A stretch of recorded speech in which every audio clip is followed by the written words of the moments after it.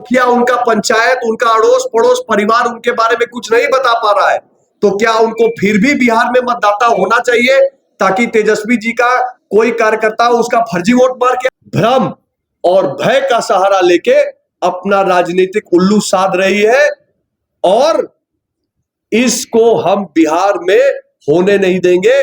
लोकतांत्रिक प्रक्रिया।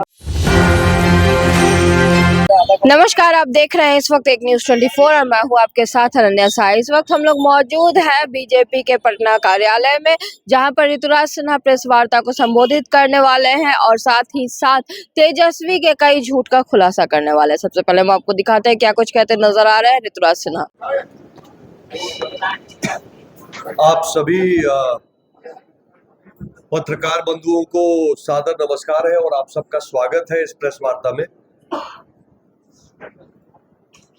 थोड़ा सा टेक्निकल विषय और बात हम लोग रखने वाले हैं। आप सबसे निवेदन रहेगा कि थोड़ा सा इसको अस्थिर से ध्यान से हम सुने और समझे। बाद में मैं क्वेश्चन आंसर भी करूंगा, तो थोड़ी अव्यवस्था ना बने, इसलिए आप सबसे निवेदन है, आप जो कैमरा लगा दिए हैं स्टैंड पे वो आराम से बैठ भी सकते हैं। थोड़ा समय लगेगा, प्लीज आप थोड़ा रिलैक्स हो जाइए। मित्रों, आज की प्रेस वार्ता का जो विषय है वो है तेजस्वी यादव और राहुल गांधी जी की बौखलाहट। 45 दिनों में एसआईआर के मुद्दे पे 15 से अधिक प्रेस कॉन्फ्रेंस तेजस्वी यादव जी ने और राहुल बाबा ने साथ में मिलके कर डाले। 45 दिनों में 15 से अधिक प्रेस कॉन्फ्रेंस, मतलब हर एक 2-4 दिन में कुछ न कुछ। और जब मीडिया से रूबरू हो रहे हैं तो झूठ, भ्रम और भय, इस टूल किट का इस्तेमाल हो रहा है। आप तेजस्वी यादव जी को देख लीजिए, पिछले 1.5 महीने की 45 दिन की मैं आपको डिटेल बता रहा हूं, ब्यौरा दे रहा हूं। तेजस्वी जी ने कितने झूठ बोले और कितना भ्रम फैलाने का काम किया। तेजस्वी जी ने सबसे पहले बोला कि एसआईआर पहली बार हो रहा है और सिर्फ बिहार में हो रहा है।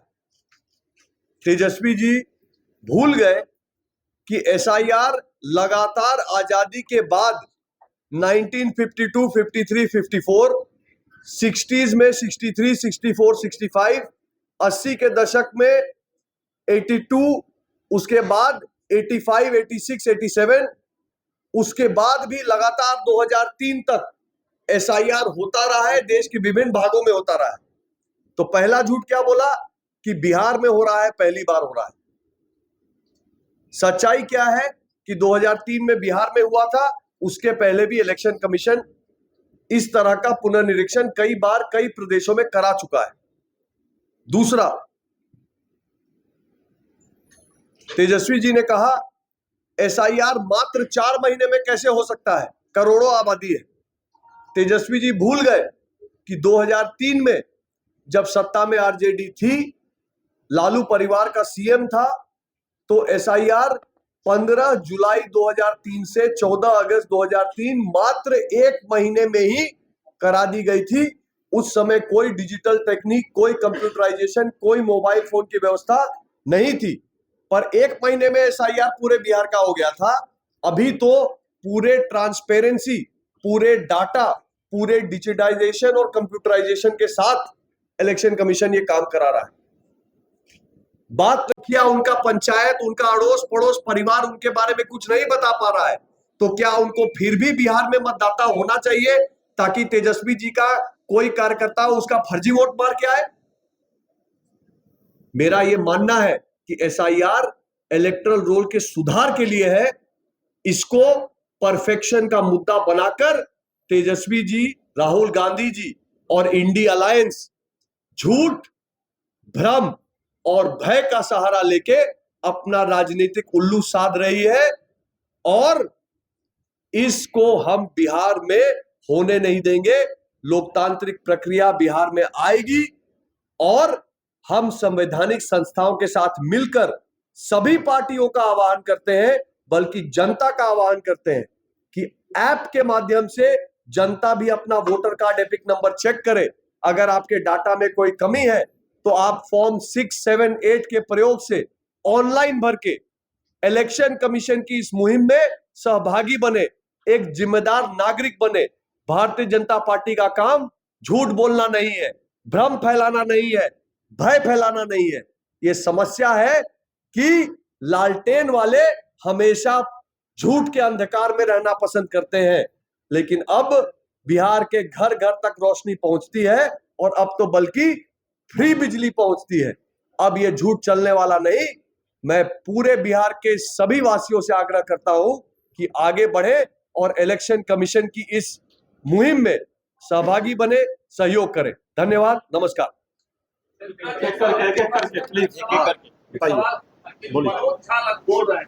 के साथ साथ भय फैलाने का प्रयास किया। क्या कहा?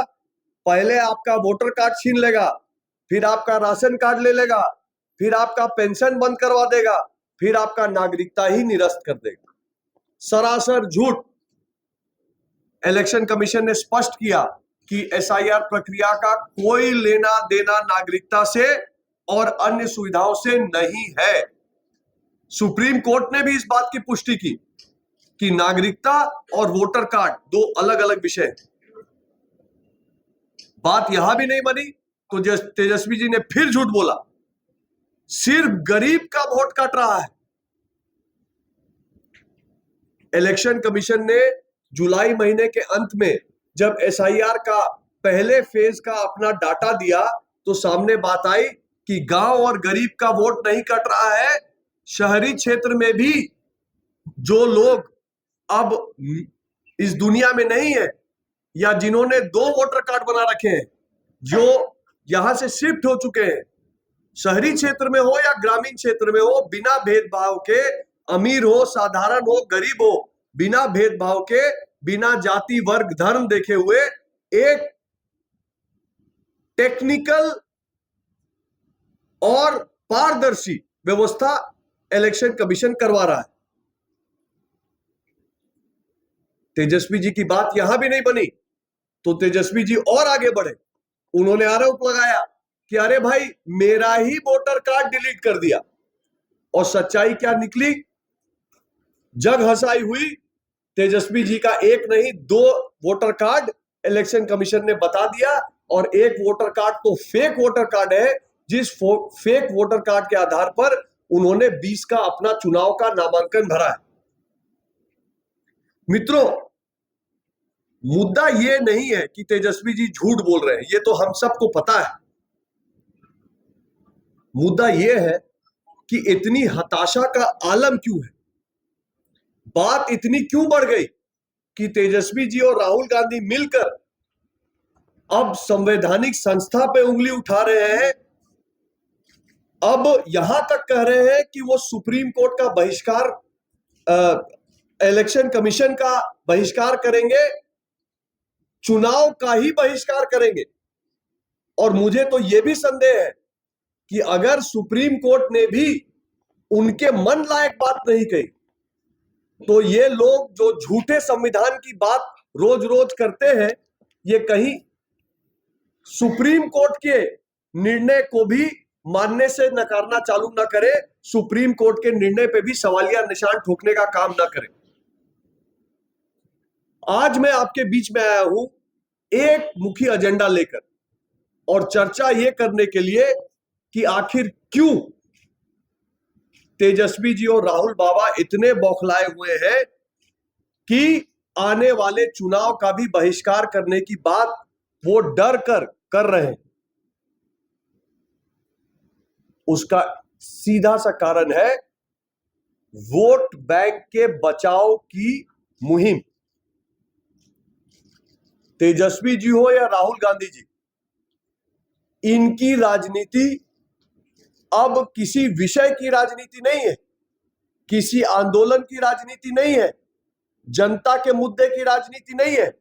इनकी राजनीति सिर्फ और सिर्फ वर्ग विशेष को डराकर उसका वोट लेकर अपने वोट बैंक का विस्तार कर कर किसी तरह सत्ता के माध्यम से अपने परिवार के हितों की रक्षा करना, सिर्फ यही राजनीति तेजस्वी यादव जी और राहुल गांधी जी कर रहे हैं। और मैं आज उनकी कार्रवाई का पर्दाफाश आपके सामने करूंगा और आंकड़ों के आधार पर करूंगा।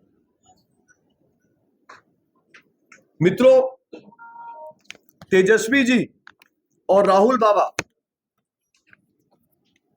उनकी जो रणनीति है, जो मोडस ऑपरेंडी है, वो घुसपैठियों के वोट बचाने की मुहिम है, अपना वोट बैंक बचाने की मुहिम है। इनको एसआईआर से डर क्यों लग रहा है? इनको एसआईआर से डर इसलिए लग रहा है क्योंकि इनको पता है कि जिन लोगों का गलत माध्यम से वोट इन सब ने बनवाया है, जिस वोट बैंक को मजबूत करके फर्जीवाड़ा करके ये अपनी राजनीति का माहौल गर्म रख रहे हैं, एसआईआर होगा तो इनकी ये। तो जैसा कि आपने देखा, भाजपा के राष्ट्रीय मंत्री ऋतुराज सिन्हा सीधे सीधे बरस पड़े हैं तेजस्वी यादव और राहुल गांधी के ऊपर। वोट चोरी की बातों को लेकर के उन्होंने सीधा तंज किया है तेजस्वी यादव पे, और उनके झूठों का पुलिंदा जो है वो एक तरह से ढहा दिया है। अब देखना यह है कि ऋतुराज सिन्हा ने जितने तरह के संगीन इल्जाम लगाए हैं तेजस्वी यादव और राहुल गांधी पर, उसका क्या जवाब आता है महागठबंधन की ओर से। बाकी खबरों के लिए भी हमारे साथ बने रहिए और देखते रहिए एक न्यूज़ 24। धन्यवाद।